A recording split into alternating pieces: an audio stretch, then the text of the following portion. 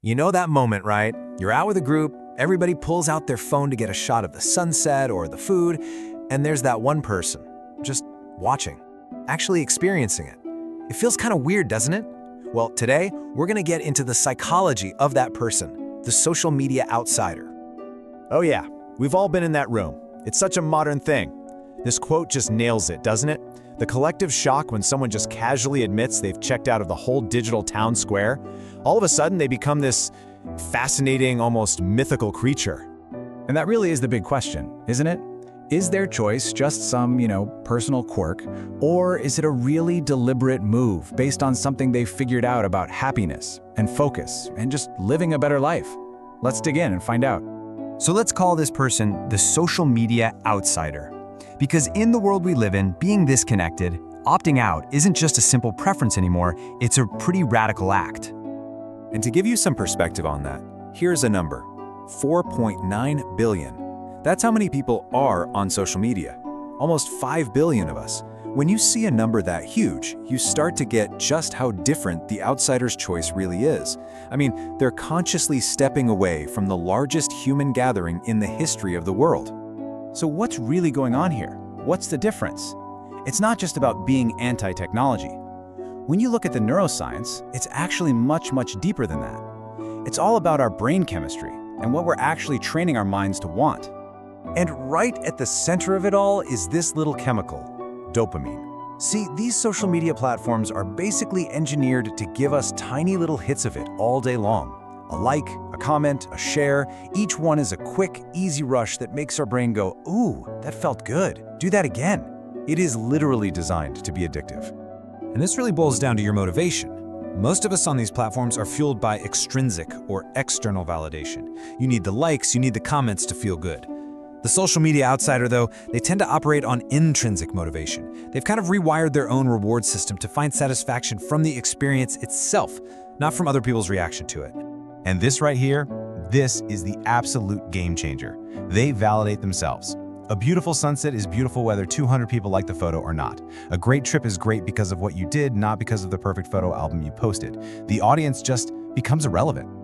Now, all this internal brain chemistry stuff has some major external consequences. Because once you start chasing that validation, you're not just living your life anymore, you're performing it.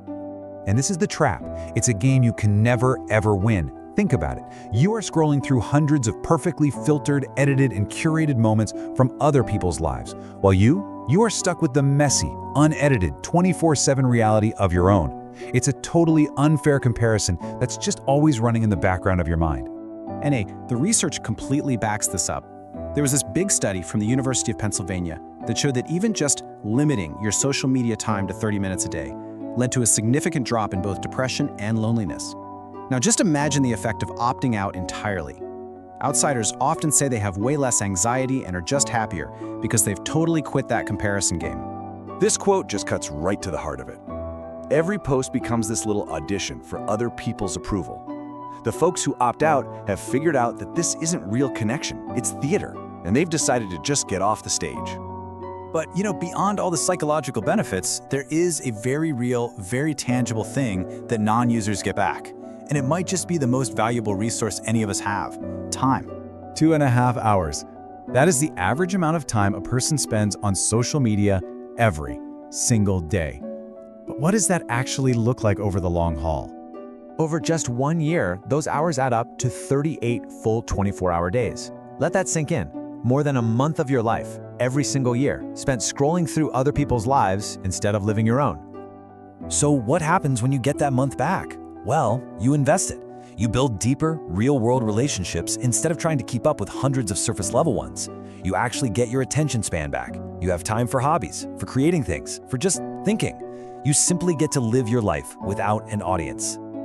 Okay, but there's a really important distinction we have to make here. This isn't just about deleting your apps.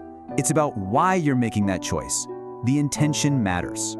See, on one hand, you've got intentional solitude. That's when you opt out as an empowered choice, to be more present, to focus. But on the other hand, you have fear-based isolation. That's when you avoid it because you're scared of being judged or even just being seen. One is about stepping into your life more fully, the other is about hiding from it. So, the big takeaway here isn't that technology is evil. Not at all. Social media is a tool.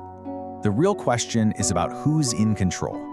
The choice to log off is really about reclaiming your autonomy, your time, your attention, and your own mental space. So, we'll leave you with that one central question to think about. Are you using the tool, or is the tool using you? Are you making a conscious choice when you pick up your phone, or are you just compulsively checking because an algorithm has hijacked your brain? Are you the master, or have you become the tool? It's definitely a choice worth thinking about.